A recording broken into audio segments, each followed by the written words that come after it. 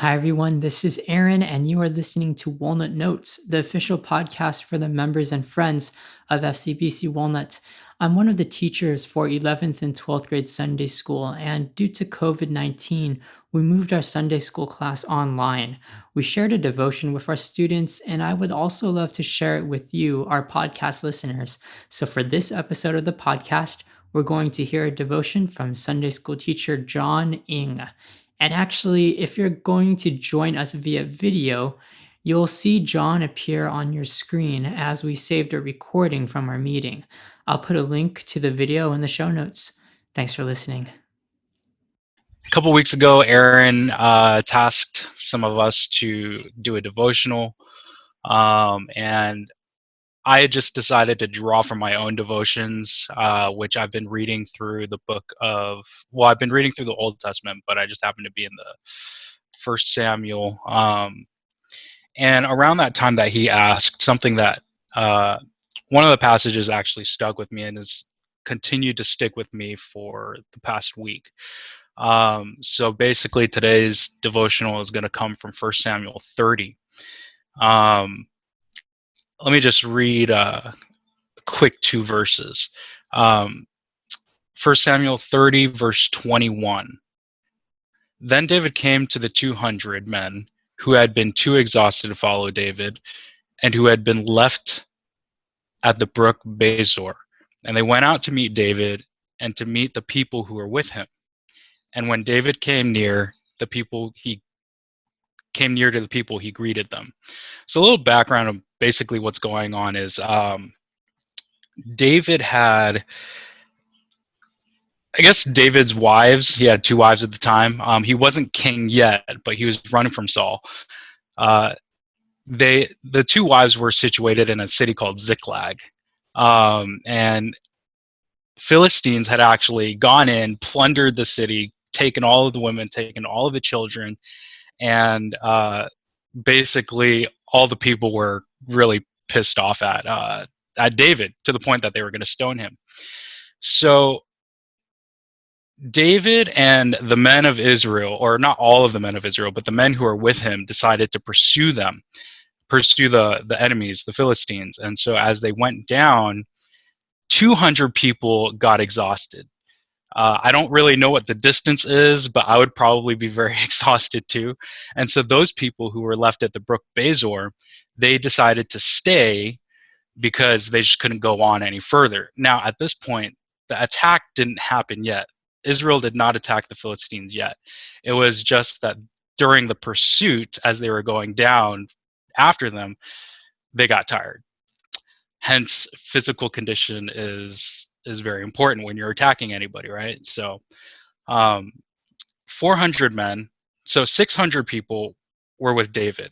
200 people stayed. That's a third of David's army stayed because they were too exhausted. So 400 people went down, and basically they found the Philistines partying because they just won, and the 400 Israelites plundered them. They gained back all of their wives, all of their children, all of the animals and everything like that, all of their possessions. They got everything back.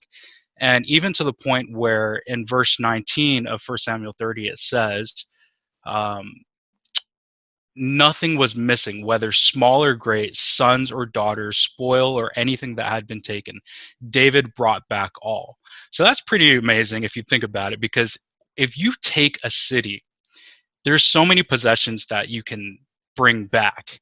And for David and his men to actually gain everything back, whether great or small, is actually pretty amazing. Now, I've never actually I've never plundered anybody's possessions, but to plunder a city you'd have a lot of stuff. Now, when we get back to 21 and 22, David, after defeating the Philistines, goes back with the 400 men to the 200. And the 200 men, I guess they're still in the back, and I don't know exactly what they were doing, regaining their energy. But the 400 men, they just finished an attack that took at least probably 16, maybe 24 hours. The time kind of varies. So 400 people, 400 men, and David finally meet the 200 people. Everything's been done. The spoils are for the taking, or were for the taking. And this is what the 200 men said. Or I'm sorry, 400 men said in verse 22. Then all the wicked and worthless fellows among the men, which are the 400, who had gone with David, said, because they did not go with us, referring to the 200, we will not give them any of the spoil that we have recovered, except that each man may lead away his wife and children and depart. I think the reason why this stuck to me is because when you are the fighting force, when you've done all the work, you feel very accomplished. Yet at the same time, when you have somebody who didn't do the work, didn't contribute because for the simple fact that they were too tired, it it really is kind of like brings to mind, dude, are you serious? Are you're not gonna I'm not gonna give you any of the spoils because you really didn't do anything. Um, and in that sense, I'm putting my own self-worth greater than my brother who couldn't maybe hack, or I shouldn't say hack, but really who couldn't um, keep up with me and join in the fight. Um, Now, what I want to show you is that David, or the Bible, states that the 400 who had this thinking, who had the thinking that for some reason they were better, that they deserved more of the spoils, if not all the spoils. The writer describes them as worthless and wicked. So the question comes up to my mind, which is, why are they considered wicked and worthless? Now, you would think because they're the attacking party that they would actually be worth more. But I think in the way that God sees his people is that,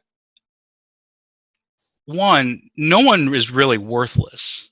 Um, Everybody that God has chosen has worth to contribute to his glory. Yet at the same time, here in this passage, these 400 men, the great guys that were stuck with David through the fight, uh, were deemed worthless.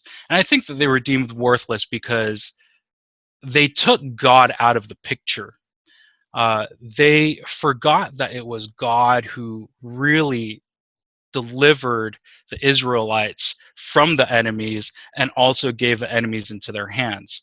So if you continue to read on in verse 23, David, being the righteous man that he is, who's not yet king, says, "You shall not do so, my brothers, with what the Lord has given us. He has preserved us and given into our hand the band that came against us."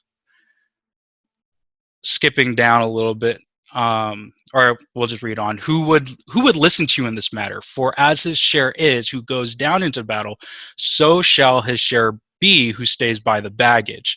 They shall share alike. Verse 25, and he made it a statute and a rule for Israel from that day forward to this day. So David, in his wisdom, remembers that God is the one who's really acting. God is the one who's victorious. God is the one who has delivered the people of Israel once again. And so when the author compares worthless to the spoils, really the people who the spoil was not just the possessions. I'm getting a little bit off track here, but actually, I'm just going to turn to Proverbs 1:7 right now because I'm running out of time. this is what I'm going to try to get to you guys today is when the men who when the 400 men took God out of the picture, uh, and basically said that these men shouldn't get anything. They forgot that it was God who was working. Now, in Proverbs 1:7, it says, "The fear of the Lord is the beginning of knowledge. Fools despise wisdom and instruction." And so when I was reading this verse uh, in 1 Samuel 30, it reminded me that the people uh, that God describes as fools is the one who takes God out of the picture. So the fear of the Lord is the beginning of knowledge. That should have been the first thing that got into their minds, which was God was the one who won. God was the one who provided us the energy to go down and attack. God was the one who uh, designed this situation for us. And so keeping God at the beginning of the knowledge really should have kept them humble. And so in that sense, there is wisdom and always wisdom, and that's the first thing that should come in our heads to be wise, which is to remember God in all things. Now I know that during this COVID time, uh, there's a lot of things to think about. There's um, a lot of distractions. I mean, everyone's at home. Everyone can do whatever, almost whatever you want. Technically, school is kind of up to you. Um, but I want to encourage the students and whoever's listening um, that God always needs to be on our mind. When we think of COVID, we should probably be asking, okay, how can I redeem this time and make God the forefront of this crazy era? Um, and not only that, when you think about just everything else in the world, um, how is God looking at COVID? How should I understand this in God's view? So basically, what I'm encouraging you to do is really look at the world and everything that's going on, keeping God at the forefront of your minds. Um, Now, this is not a sermon at all. This is just my devotional. This is what I've been thinking through. Um, and this passage, oddly enough, has reminded me just to uh, not be foolish like the 400 men who took God out of the picture, but for my own heart and my own mind is to remember that God has sovereignly ordained all things, including COVID, and how can I keep him number one in my thinking and in how I process this. So there's a lot of people processing, what can happen during COVID, what will happen, or how is life being affected by this. Um, and so I want to encourage you guys just to keep God as your number one priority, and really keep that biblical worldview um, at the forefront of your mind. Because when we do take God out of the picture, that is when, in some senses, we do become worthless because we're not living for God in those moments. Thanks, John, and thank you everyone for listening to our podcasts here at FCBC Walnut. Don't forget that you can get all of the episodes of Walnut Notes delivered via YouTube, Spotify, or your favorite podcast player. Just search for FCBC Walnut. For more information about our church, visit our website at fcbcwalnut.org. While we are meeting online due to COVID-19, there are still many opportunities to learn, grow, and serve at FCBC Walnut, so let us know how we can help you to get plugged in. I also want to encourage you to subscribe to Walnut Weekly, our social media email newsletter. We deliver fresh resources for free and provide peeks behind the scenes from the social media ministry of FCBC Walnut. Let our social media ministry serve you. Find the link in the show notes, but you can also find the link under the resources menu on our website, at fcbcwalnut.org. Thanks. See you soon.